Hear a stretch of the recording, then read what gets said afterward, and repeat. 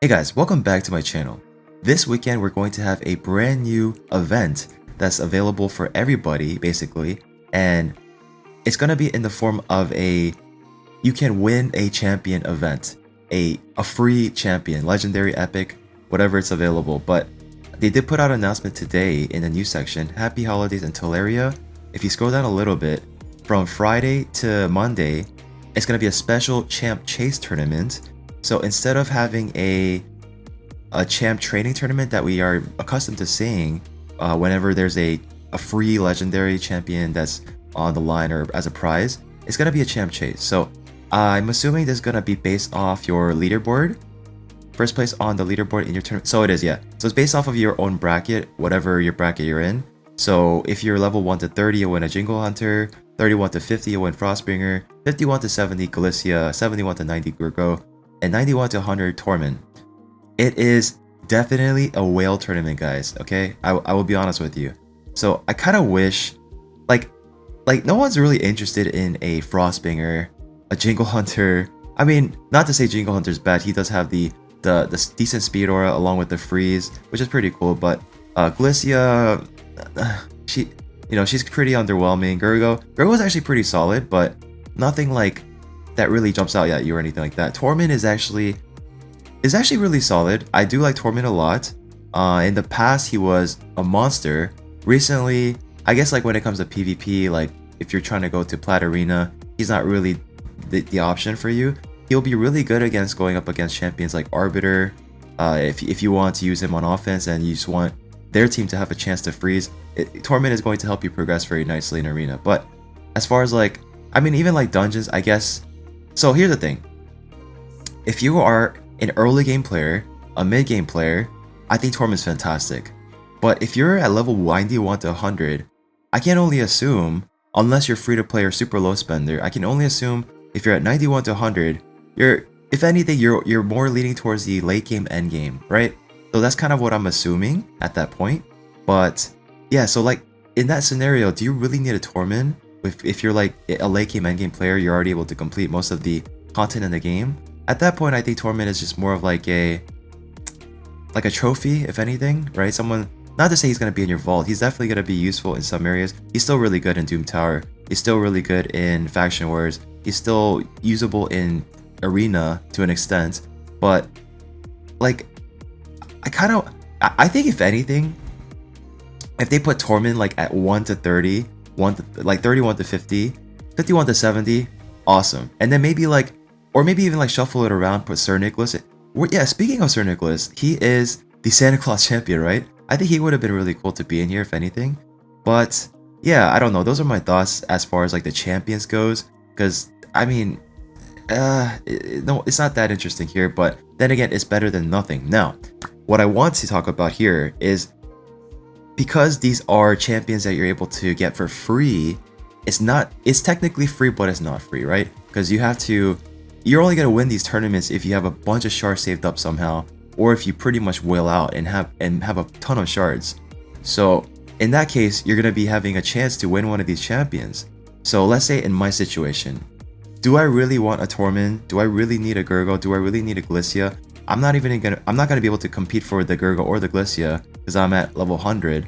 So Tormin is the one I'm going to be going for, I guess. But honestly, if there's someone out there that has a chance to, or like that's someone that just wants to collect the Tormin, maybe even a second Tormin will help you with your Fashion Guardian, right? I totally understand. So what sucks is like, I'm not really going to be trying to compete for the Tormin because I rather just let someone else get it at that point, because I already have 2 and I'm not using it anyways, and my Fashion Guardians is good. So I am going to be summoning my shards this weekend because I do have 242 shards saved up, and I was planning to use this towards Yumiko when it was announced, right? And then I didn't get to my shard pulling yet, and then we got the announcement that the 10x for the Nutcracker, I forgot his name, Georgrid, I think that's his name, Georgrid, he is going to be in the 10x plus a 2x this weekend from Friday to Saturday, I believe. So I'm kind of glad that I didn't jump the gun and summon right away, because I wanted to go for that, because I feel like that is the better option for me. So I had no idea this tournament was gonna come live until like yesterday, like when everybody else found out. So it kind of sucked that I guess like whoever's gonna be competing against me. I mean, I'm not saying I have like the most shards in the world or anything, but it is a decent amount. So I do hope that whoever really does need it ends up winning it and has more shards than I do. But then it goes back to what I'm saying. If you're that already end game, if you're that like far ahead, do you really need the Tormin? So that's kind of what I was getting at. But I am gonna be summoning most of my shards here, and this might trigger a lot of you, okay? So I have something to confess. Maybe like not a confession, but something to let you guys know. I was actually at 263 shards yesterday, and I was actually having a conversation with my good friend Rats, because I was showing him my shard count and saying I really want another Yumiko because I would love to +2 my Yumiko, right? So I was like, you know what? I'll just yeet a couple of temples just to see if I can get lucky. Like I know I was off a fresh Mercy from pulling Netcracker, during the last what was it again? Oh, the guaranteed Allele. Yeah, that was the last pull I had. The Nutcracker and then the Allele in the same temple, and then I'm on a fresh Mercy, right? So I ended up pulling. I did end up eating 2 temples along with 3 single pulls. I didn't record it, but guys, I could not believe it. I actually yeeted off of 23, 24 shards. I yeeted another Yumiko, guys. Yeah, I landed a second Yumiko, or another Yumiko. I ended up empowering the one I have, so I was able to get the additional speed on her, the additional stats, and make her a +2. So that was really, really awesome. Like I know I'm gonna get a lot of man CC luck, or the you know, you're so lucky or whatever, but I don't know, guys. I don't know, what can I say? You know, it was extremely lucky. But yeah, I couldn't believe it either. I'm sorry if there's any of you that are a little angry or upset by that right now, but I can't control the RNG, you know. It's just, it is what it is. I don't know, but I'm gonna be summoning all my shards this weekend on Friday, and hopefully I can get another Nutcracker. And the reason why I actually summoned those shards to have a crack at getting Yumiko during that 10x yesterday was because there's a thing circulating right now. I think it was Scratch who made a video about it, but basically something along the lines of you can't pull 2 of the same legendaries consecutively if one of them becomes part of a 10x event. So I'm not really sure. I didn't watch this video yet, but I did hear about it, and I'm not really sure the details behind that or if that's true, because I have seen a lot of consecutive legendaries. Well, maybe not a lot. I have seen Ace consecutive legendary pulled for a guarantee summons event, but maybe that's a whole another thing. So because the last champion I pulled was a Georgia, or it was the Nutcracker and then a Allele. Technically the Allele was the last one I pulled, but I don't know if that has to do with anything being consecutive, because that was part of the guaranteed. But I was just thinking, like, if there's a 10x event coming up this weekend for Georgia, who I won again, I don't know if that's true, what Scratch's video said, then I don't know if I can pull another Georgia's back to back. So that's kind of why I wanted to summon for the Yumiko, to see if I can hit another legendary. And I ended up hitting it within the 23 shards or whatever. So I was extremely lucky. I'm very thankful for that. And now I have a clean slate to go for Georgia again. So that's pretty much the case here. So here's the thing, guys. I'm kind of glad that this guaranteed champion was not a champ training event, because I think personally, if it was a champ training, I think it would have been a lot more cruel than this champ chase that we have right now. The reason why I say that is because, again, if you're gonna be going for these champions anyways, right?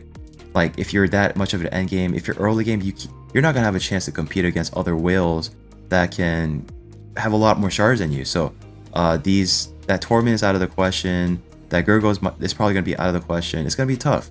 So that's my thought on that. So here's what I think though. I think this is a blessing in disguise, because if this was a champ training tournament, then I think a lot more people would be more engaged. A lot more people would spend a lot more time, more resources overall, as far as like all their saved up gems, their energy and whatnot, their chickens, to go towards this event. And what I'm getting at is, it's Christmas, right? This weekend is going to be Christmas, and this weekend is going to be really busy for a lot of people.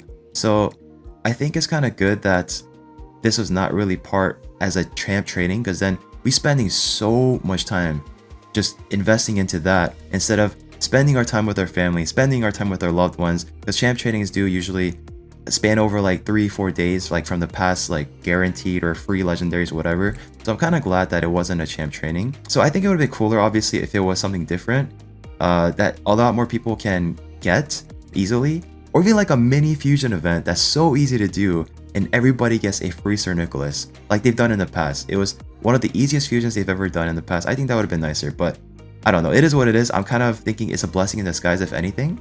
So those are my thoughts, guys. I hope you guys enjoyed my take on it. Hope you guys enjoyed my thoughts and my just like what's going behind my thought process. So I don't know. Let me know what you guys think about this event. Let me know if you guys are okay with it. Let me know if you guys are having the same feelings I'm feeling, like it's a blessing in disguise, so you don't have to put as much time investment into it. So yeah, I hope you guys have a great rest of your day. There's going to be another video that I'm actually going to be releasing some videos quite a bit this weekend.